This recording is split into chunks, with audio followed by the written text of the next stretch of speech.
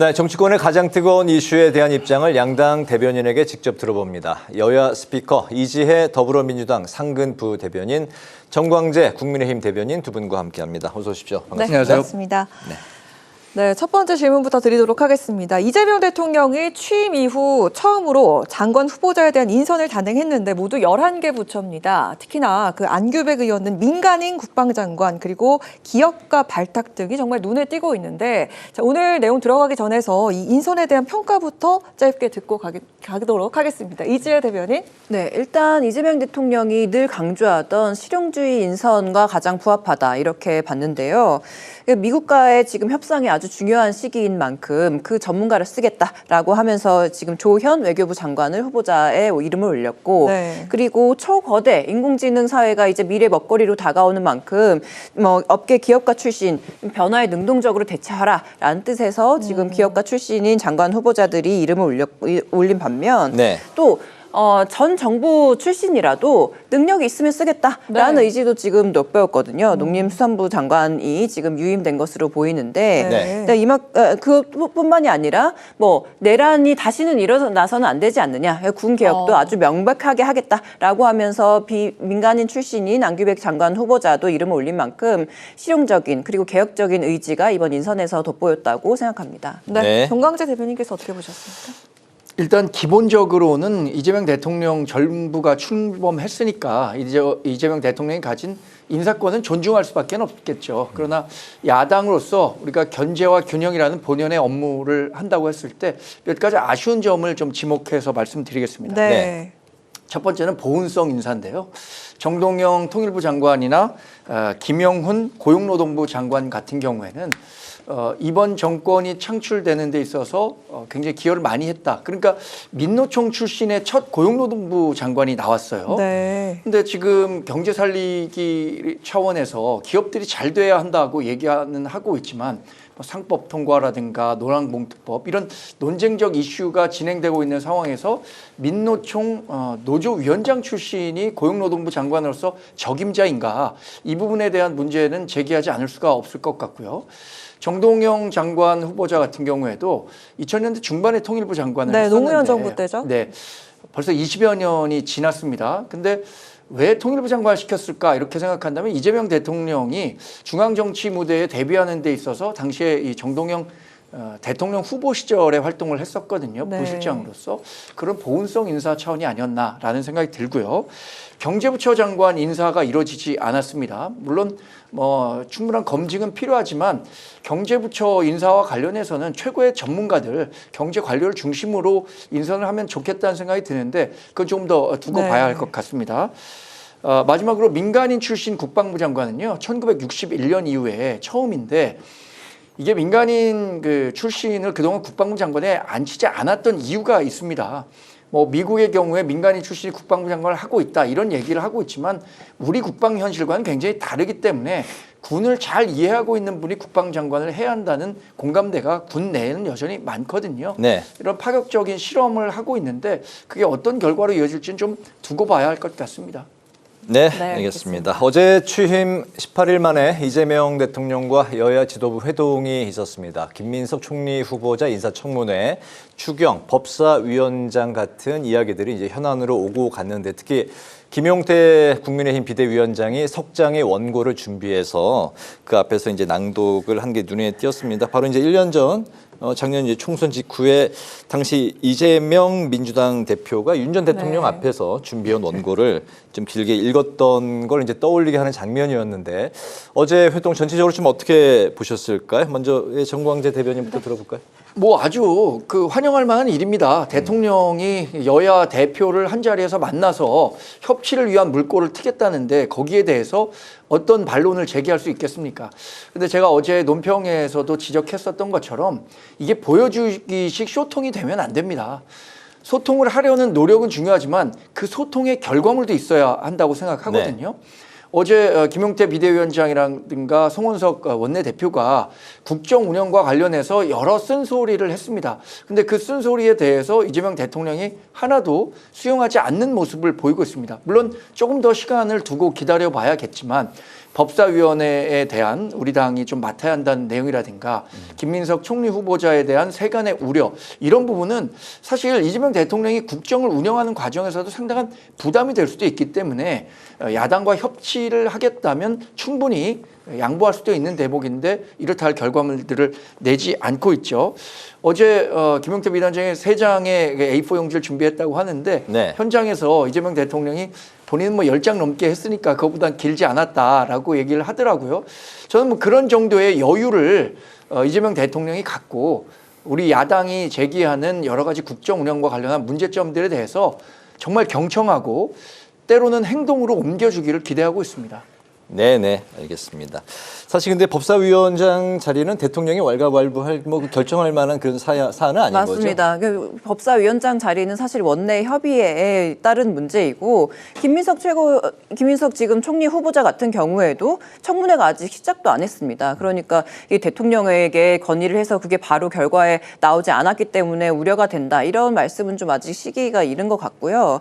제가 좀 지적하고 싶은 부분은 뭐냐면 윤석열 전 대통령이 취임 이후에 네. 야당 대표를 초청해서 만나는 데까지 걸린 시간이 721일입니다. 네. 그러니까 그 윤석열 전 정부와 다르게 지금 이재명 정부가의 특징은 뭐냐로 소개를 할 수 있냐면 네. 뭘 언제 만날까, 뭐 언제 추진할까, 이런 것들에 대한 예측하고 기다리게 만들지 않고 해야 되는 그런 일들을 신속하게 지금 추진을 하고 있다는 겁니다. 뭐 예를 들어서 외교 문제도 지금 열흘 만에 G7에 등장을 해서 대한민국이 다시 돌아왔다, K민주주의가 이렇게 회복했다라는 것을 전 세계에 알리고 그 첫 외교 무대의 성과도 저희가 지금 높이 평가하고 있는 이런 부분인데, 대한민국의 내부적인 사정도 지금 어려운 상황을 극복하기 위해서 여야가 협치를 잘 해야 된다라는 측면에서 지금 여야 회동이 이루어진 것으로 아는데, 네. 근데 이제 지난 정부에서는 전 대통령이 야당 대표를 거부하고 만남을 좀 꺼리고 이런 부분들이 있었기 때문에 총선에 지고 나서야 여야 이 총수 회담이 이루어졌다면 그래서 그 대통령 당선 이후에 2년 가까이 그런 세월들이 있었기 때문에, 그러면 그동안 할 수 없었던, 그 이재명 그때 당시에 야당 대표로 말하고 싶었는데 말할 수 없었던 그런 이슈나 쟁점들이 굉장히 켜켜이 쌓여져 있는 그런 상황에서 네. 그때 뭘 적어가서 뭐 이것저것 말하는 것 자체가 사실 그런 그림들은 사실 정당했다고 생각하는데,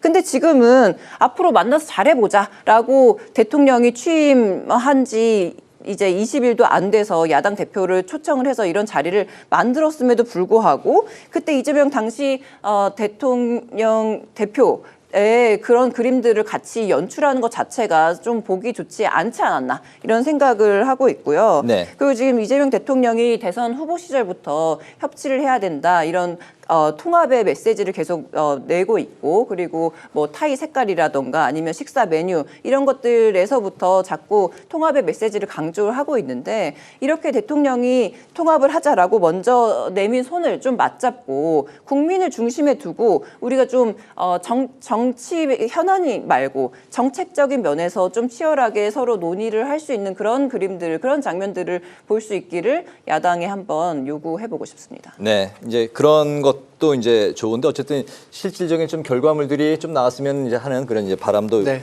정광재 대변인께서 말씀을 하셨는데, 이재명 대통령의 나토 회의 이제 불참에 대한 것도 이제 그 쟁점인데, 뭐 안보실장이 대신 참석하기로는 했는데 대통령이 고심 끝에 이제 불참을 결정한 배경, 그리고 이제 야당이 참석을 계속해서 요구하는 이유 좀 네. 어디서 찾을 수 있을까요? 지금 이재 대변인께서 얘기했잖아요. G7을 통해서 K민주주의가 돌아왔다는 점을 알렸다고 했잖아요. 네. 사실 G7보다 훨씬 더 이 대한민국 민주주의가 돌아왔다는 것을 알리는데 적합한 장소는 나토 정상회의입니다. 지금 나토 정상회의는 자유민주주의 진영을 대표하는 대표적인 그 안보 협의체인데, 네. 이 부분에 대해서 이 이재명 대통령이 참석하지 않는 이유를 찾기가 좀 어렵다고 봅니다. 특히 이 외교는요, 이 예측 가능성이 굉장히 중요합니다. 네. 그러니까 정권과 상관없이 대한민국 외교는 어떤 방향으로 간다는 것을 국제사회로부터 공인받아야 그때부터 신뢰할 수 있는 외교 관계를 구축할 수 있거든요. 2022년에 우리나라가 처음으로 나토 정상회의에 초청을 받았습니다. 이후로 3년 동안 윤석열 전 대통령이 내리 참석을 했었던 거죠. 그리고 인도 퍼시픽이라고 해서 4개국을 초청하고 있어요. 나토는 북대서양이지만 지금 국제 질서는요, 북대서양과 태평양의 안보 질서가 거의 같은 수준으로 움직이고 있다고 봐야 합니다. 네. 그렇다면 초청국으로서 당연히 가서 지금 급변하는 국제 외교 안보 질서가 어떤 상황인지 직접 이야기를 듣고 오는 것이 좋을 것이라고 생각하는데 뭐 굳이 참석하지 않는 이유를 찾기가 어렵다. 중동 상황 이야기가 좀 나오는 것 중동 같아요. 상황과 관련해서 뭐 일본 이시바 총리도 참석하지 않는 것 아니냐라고 얘기를 하는데 지금 국제사회는 일본 이시바 총리가 갖고 있는 외교관에 대해서 문제를 삼는 게 아니에요. 대한민국이 어떤 위치에 설 것이냐 이런 문제의 제기가 있기 때문에 전 무리를 해서라도 참석해야 한다고 보고요. 또 하나는 전 세계가 지금 GDP 대비 방위산업비 비중을 5%까지 올리라는 그 미국으로부터의 압박을 받고 있습니다. 그렇다면 앞으로 군수산업이 우리나라에 굉장히 그 유효한 수출 전략산업이 될 가능성이 큰데 나토 회의에 가서 우리 군수산업에 대한 세일즈도 하고 여러 가지 측면에서 긍정적인 효과가 큼에도 불구하고 참석하지 않는 것은 세간에서 걱정하고 있는 것처럼 북한과 중국, 러시아의 이 외교 눈치를 보고 있는 것 아니냐 이런 오해를 사기에 충분한 일이죠. 네네. 이재 대변인은 어떤 입장이실까요? 일단 어젯밤에 이란 의회가 그 호르무즈 해협 봉쇄를 의결했다는 소식이 전해졌는데요. 이 호르무즈 해협이 어떤 곳이냐? 세계 원유의 35%가 그리고 액화 천연가스 LNG죠. 그게 33%가 다니는 곳이고 그리고 우리나라로 따지면 중동산 원유의 99%가 통과되는 곳입니다. 그러니까 이 호르무즈 해협의 봉쇄가 현실화될 경우에는 정말 우리나라의 무역, 물류 뭐 이런 경제에 미치는 파급력이 어마어마하다는 얘기죠. 그러니까 지금 인수위가 없는 이 새 정부가 출범을 했는데 그래서 지금 국내 현안이 중대한 현안이 켜켜이 쌓여져 있는 이 상황에서 국내를 이렇게 많이 오랫동안 비워도 되느냐 이런 우려들이 있었고 그래서 마지막까지 나토에 갈 수 있다 없다를 고심하다가 지금 이런 중대한 상황이 터졌기 때문에 가지 않는 것으로 결정을 했다고 들었습니다. 네. 일단 생각보다 미국이 지금 이란 핵시설을 공격을 하고 그리고 이 호르무즈 해협이 봉쇄가 검토가 된다. 뭐 이런 이란과 이스라엘의 전쟁이 정말 본격화된 이런 상황에서 그 우리 입장에서는 트럼프 지금 나토에 참가하는 것보다 트럼프 대통령을 실제로 만나서 양자 회담이 성사되느냐 안 되느냐 이런 것도 하나의 고려 대상이 되어야 되는데 지금 트럼프 대통령이 이 이란을 공격하는 것 때문에 세계적으로 큰 파장을 일으키고 있는 이 상황에서 지금 나토에 나올 수 있을지 없을지도 불투명 상황이고 그리고 만나서 양자 회담이 벌어진다고 하더라도 실질적으로 우리나라 국익에 도움이 될 수 있는 그런 정상적인 그런 대담을 할 수 있을지 그런 것들도 전문가들 사이에서 지금 우려가 나오는 상황입니다. 아까 말씀하셨듯이 인도 퍼시픽 4개 국가 중에 우리나라도 있고 일본도 있는데요. 아까 오후에 그 일본 공영방송인 NHK에서 네. 지금 트럼프 대통령이 여기에 오지 않을 수도 있다. 않을 가능성이 있다. 그리고 한국 대통령도 안 간다고 결정이 됐는데 일본의 이시바 총리도 가지 않기로 결정이 됐다라고 보도가 됐습니다. 그러니까 그런 만큼 지금 무엇보다 이 나토에 참석을 하는지 안 하는지에 대해서 우리가 고려해야 될 것은 국민의 안전과 생명 이것들을 국익의 우선으로 놓고 이야기를 해야 되는데 지금 나가 있는 우리 교민들이 안전한지 그리고 또 지금 외환과 금융시장에서 이런 것들이 얼마나 영향을 크게 미칠지 이런 것들을 지금 국내에서 모든 것을 대책을 놓고 고심을 해야 되는 이 상황에서 지금 뭐 외교 문제라는 것이 미국과 중국은 이렇게 평을 네. 갈라놓고 너는 이것은 좋다, 이것은 무조건 나쁘다라고 이분법적으로 생각할 것이 절대 아니기 때문에 지금 국민의힘에서 주장하는 네. 저런 부분에 대해서는 좀 우려가 크고요. 네. 그리고 무엇보다 지금 트럼프 대통령이 이재명 대통령 취임 첫 통화에서 미국에 와라 이렇게 방미를 요청한 만큼 우리는 좀 차근차근 준비해서 이재명 대통령이 미국에 갈 때 트럼프 대통령과 양자 회담을 통해서 우리의 국익이 무엇인지를 서로 이 회담을 통해서 얻어내는 그런 그림들을 우리가 지금 준비하는 게 우선이라고 생각합니다. 네. 네, 저희가 그 초장의 장관 인선에 대해서 얘기를 좀 했듯이 당분간은 국회 인사청문회 전국이 열릴 것 같은데 당장 내일부터도 인사청문회가 예정이 되어 있습니다. 내일부터 이틀간 열리는 김민석 후보자 인사청문회 난타전이 예상이 되는데요. 여야는 증인과 참고인 채택 불발에 이어서 지금 입법 신경전도 벌이고 있습니다. 민주당이 인사청문회법 개정을 언급하자 국민의힘 측에선 김민석 방지법, 검은봉투법으로 맞불을 놨는데 이거 각기 좀 어떤 법안인지 짧게 먼저 들어보고 내일 좀 쟁점을 서로 짚어보도록 하겠습니다. 네, 먼저. 네. 민주당이 개정안을 내놓은 것은 청문회 후보자 요청 시에 도덕적인 문제는 비공개로 하고 그리고 정책적인 부분은 공개로 진행하자 이런 내용입니다. 사실 이 청문회 원조인 미국에서는 이미 그렇게 진행을 하고 있고 그리고 이 부분에 대해서는 여든 야든 지금까지 10년 넘게 이 청문회법이 개정이 돼야 된다라는 필요성이 꾸준히 제기되어 온 상황에서 지금 더 이상 미룰 수가 없다라는 측면에서 저희가 개정안을 발의하고 통과시킬 예정입니다. 김민석 방지법과 이른바 검은봉투법 네. 이걸로 맞불을 놨네요. 일단 인사청문회법 개정안과 관련해서는 네. 우리가 여당일 때도 추진을 했었는데 야당이 반대했습니다. 당시 민주당이. 그러니까 본인의 이해관계에 따라서 찬성과 반대가 엇갈리고 있다는 점에서 상당히 아쉬운 대목이라고 생각하고요. 김민석 방지법은 이 검은봉투법이라고 명명이 됐는데 김민석 지금 국무총리 후보자가 지난 5년간 세입 그러니까 그 세비를 받은 게 5억 1천만 원인데 실제로 지출한 돈은 18억 원이 넘는다는 거예요. 그러면 8억 원에 상당하는 돈이 어디서 났느냐 이것에 대해서 정확하게 해명을 하지 못하면서 그것이 경조사 비용과 출판 기념회 2번에 따른 통상적인 금액이라는 거예요. 근데 8억 원이라는 돈을 출판 기념회 같은 행사를 통해서 통상적으로 수입을 거뒀다면 그게 국민 통념에 맞는 것입니까? 만약에 이렇게 문제가 됐다면 이런 부분들에 대한 개선이 필요하다는 거죠. 그래서 출판 기념회를 한다고 하면 선관위에 신고하고 그때 당시에 출판 기념회를 통해서 들어온 돈이 얼마인지를 회계 관리를 명확히 하자 이런 것입니다. 그러니까 네. 김민석 의원이 내일 어떤 해명을 내놓을지 모르겠습니다만 네네. 지금 자기가 비는 돈은 다 출판 기념회나 경조사로 했다는 거 아니에요. 그런데 그게 국민 정서에서 지난 5년간 출판 기념회를 하건 경조사가 있었던 간에 8억 원 넘는 돈을 해명한다면 그걸 받아들일 수 있을까요? 네, 지금 정강재 대변인께서 내일 좀 쟁점이 될 만한 의혹을 짚어주셨는데 짧게 한번 답변 듣고 다음 주제로 넘어가도록 하겠습니다.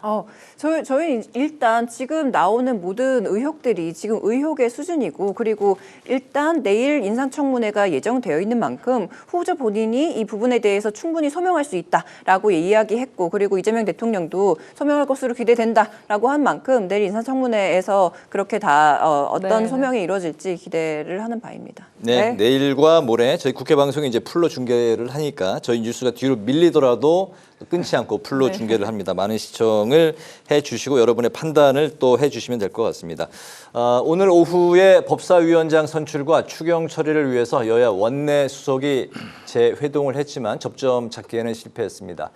여당이 과연 단독으로 본회의를 열고 추경안을 처리할 것인지 그럴 경우에 또 야당은 어떻게 대응할 건지 두 분의 말씀을 그렇게 길지 않게 좀 들어볼까요? 예, 이재 대변인부터 네. 먼저 들어볼까요? 네, 제가 이거 왜 지금 국민의힘이 추경안에 대해서 왜 반대를 하는지 모르겠는데요. 왜냐하면 그 국민의힘 당시 대선 후보였던 그 김문수 후보도 30조의 추경은 필요하다 이렇게 언급을 한 만큼 적재적소에 지금 추경을 함으로써 경제 순환이 돌고 그리고 민생 경제를 회복하는 게 굉장히 중요한 시점인데 지금 법사위원장 같은 그런 정치적인 쟁점을 가지고 이렇게 추경을 하지 않겠다 아니면 발목을 잡겠다 뭐 뒤로 미추자 이렇게 말하는 것 자체가 지금 너무 국민을 중심에 두지 않는 그런 정치 공세인 것 같고요.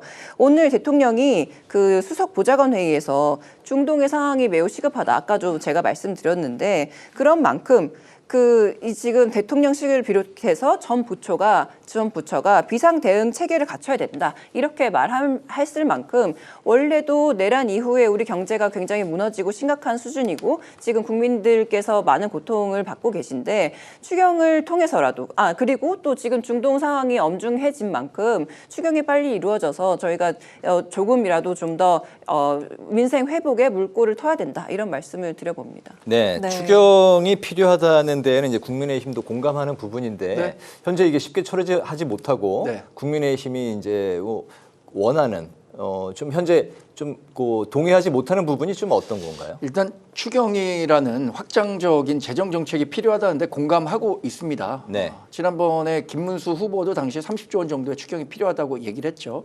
근데 추경이라는 돈은요, 재정 정책을 하는 데 있어서 가장 정말로 효과가 큰데 쓰여야 되는 겁니다. 네. 근데 그 국책연구기관에서 발표한 자료를 보면요, 정부가 지출을 하거나 소비를 하면 정부 부문에서 하면 1조 원을 쓰게 되면 대략 8천억에서 6천억 원 정도의 경제 창출 효과가 있을 것으로 기대를 하고 있습니다. 네. 그게 분석 결과예요. 그런데 지금 이재명 대통령이나 민주당에서 추진하는 이전 지출, 그러니까 현금을 직접 국민에게 지원하는 방식으로 하게 되면 대략 2,500억 정도밖에는 경제 창출 효과가 나지 않습니다. 그렇다면 가장 효과적인 경제 정책을 해야 되는데 본인이 그 대표 공약으로 내세웠기 때문에 이것을 추경에 대부분 다 편성한다는 것이 옳은 방향이냐, 네. 이 부분과 관련해서 문제 제기를 하고 있는 것이고요. 법사위원장과 관련해서는 우리 당이 지금 야당이 됐습니다. 법사위원장이라는 자리는 사실 행정부에 대한 국회의 견제를 하는 과정에서 가장 중요한 자리예요. 2024년 원 구성할 때도 본인들이 야당이기 때문에 국회의장을 하면서도 법사위원장을 가져간 거거든요. 그럼 지금 여야 공수 교체가 바뀌었다면 야당 몫으로 법사위원장을 줘야 하는데 그렇지 않다는 점에서 대단히 유감스럽게 생각하고요. 이걸 일방적으로 민주당에서 추진한다라면 지금까지의 국회 운영처럼 민주당이 할 수 있는 건 다 하는 거예요. 그러나 그에 대한 정치적 책임 이재명 대통령과 민주당이 오롯이 져야 할 겁니다. 네, 알겠습니다. 여야 스피커 오늘 여기까지 듣고 마무리하겠습니다.